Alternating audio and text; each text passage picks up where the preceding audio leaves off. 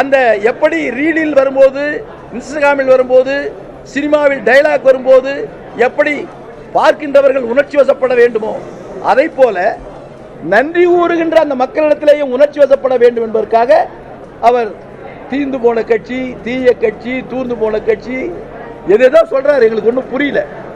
எந்த கட்சியும் தீர்ந்து போகாது, எந்த கட்சியும் ஒழிந்து போகாது. ஒரே தொண்டன் இருந்தால் கூட அந்த தொண்டன் கொள்கையோடு இருக்கிறான், அதுதான் முக்கியம். எந்த கட்சியில் ஒரு தொண்டன் இருக்கிறான் என்று சொன்னால் கூட கொள்கையோடு இருக்கிறான். இன்று கம்யூனிஸ்டுகள் இருக்கிறது 100 ஆண்டு காலமாக இருக்கிறது. ஆட்சிக்கே வர முடியாது என்று தெரியும். ஆனால் அந்த பொது உடைமை கொள்கையிலே ஈடுபாடு உடையவர்கள் ஆட்சி பற்றி கவலைப்பட மாட்டார்கள். தன்னுடைய கொள்கையை முன்னிறுத்தி இறுதி வரை போராடுவார்கள்.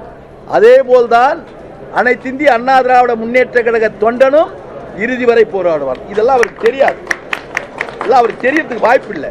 ஏன்னா அவர் நடிகர் தானே, அங்கே சொன்னதை செஞ்சுட்டு இருந்தார். அதே மாதிரி தான் நன்றி அறிவிப்பு கூட்டத்தில் சொன்னார். இவ்வளவு தான் அவர் சப்ஜெக்ட். சரக்கு இல்லாத ஒரு முதலமைச்சர், அவ்வளவுதான். அவர்கிட்ட நோண்டி நோண்டி கேட்டாலும் வேற மறுபடியும் எதனா ஒரு லெட்டர் கொடுத்தாங்கன்னா அதை சொல்லுவார், அவ்வளவுதான். இப்ப நிர்மல்குமார் சொல்லியிருக்காருன்னா அவர் சொன்னார், தவறான தகவலை சொல்றார், ஏதோ ஒரு வகையில் சொல்லணும்னு சொல்றார். ஆனா உண்மை நிலை அவர் மாட்டிக்குவார். அப்படிலாம் சொல்லக்கூடாது. ஏன்னா புதுசாக ஒரு அமைச்சர் வந்திருக்கார், மகிழ்ச்சி.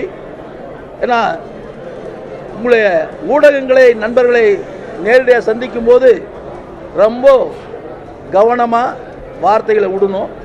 அவர் தேவையில்லாத வார்த்தையெல்லாம் விட்டுட்டு இருக்காரு. அடுத்த முறை அவர் ஊடகங்களை சந்திக்கும் போது தன்னை தயார்படுத்திக் கொள்ள வேண்டும் என்று நான் அன்போடு கேட்டுக்கொள்கிறேன்.